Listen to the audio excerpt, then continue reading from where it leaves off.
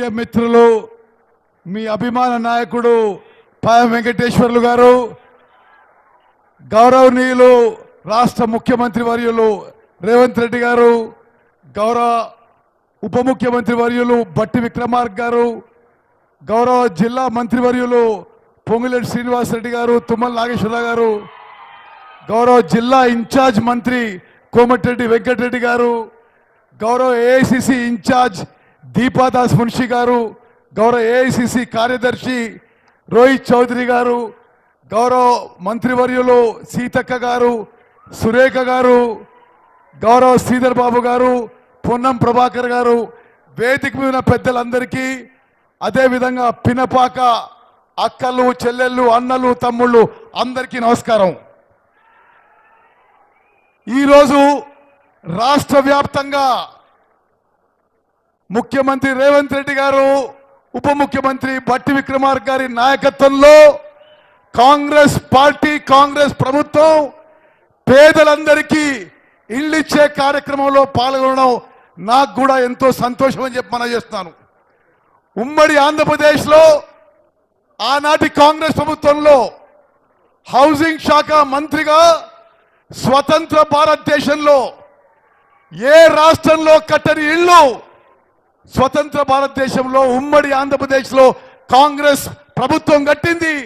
ఆనాటి హౌసింగ్ మంత్రిగా తిరిగి ప్రత్యేక తెలంగాణ రాష్ట్రంలో 10 ఏళ్ల నిర్లక్ష్యం తర్వాత రేవంత్ రెడ్డి గారు, బట్టి విక్రమార్క గారి నాయకత్వంలో కాంగ్రెస్ ప్రభుత్వం ప్రతి నియోజకవర్గానికి 3500 ఇండ్లు, ప్రతి లబ్ధిదారుకి 5 లక్షల రూపాయలు మంజూరు చేసే పథకం మీ ప్రాంతం నుంచి మొదలుపెట్టడం ఎంతో సంతోషమని మనం చేస్తున్నాను. అక్కలు చెల్లెలు అన్నలు తమ్ముళ్ళు, ప్రత్యేక తెలంగాణ రాష్ట్రం ఏర్పడ్డప్పుడు ఆనాటి ప్రభుత్వం నిరుపేదలని మోసం చేసిండ్రు. దళితులని, ఆదివాసీలని, బీసీలని, మైనారిటీలని డబుల్ బెడ్రూమ్ ఇల్లు అన్నారు. అందరికీ డబుల్ బెడ్రూమ్ ఇల్లు అన్నారు. ఒకనాడు మేము ఇందిరమ్మ ఇల్లు ఇచ్చినప్పుడు, నేను హౌసింగ్ మంత్రి ఇల్లు ఇచ్చినప్పుడు ఈ కేసీఆర్ కాంగ్రెస్ వాళ్ళకి వచ్చే ఇల్లు డబ్బా ఇళ్ళు, బిడ్డాలు ఎక్కడ వండుకుంటారు, కొడుకు కోడలు ఉంటారు, గొర్రెలు బర్రెలు ఎడగట్టేస్తారు అడిగిండు. 10 ఏళ్ల పాటు గత ప్రియాగస్ ప్రభుత్వం ఇళ్ల పథకంలో డబుల్ బెడ్రూమ్ ఇళ్ళని అందరినీ మోసం చేసిన విషయం ఒక్కసారి నేను గుర్తు చేస్తున్నా.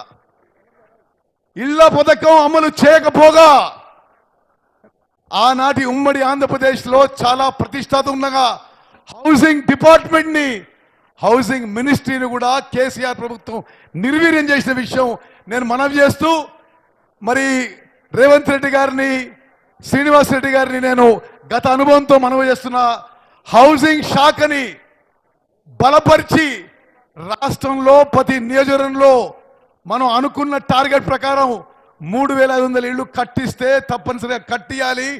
కాంగ్రెస్ పార్టీకి, కాంగ్రెస్ ప్రభుత్వానికి తిరుగుండదని చెప్పి నేను మనవి చేస్తున్నాను.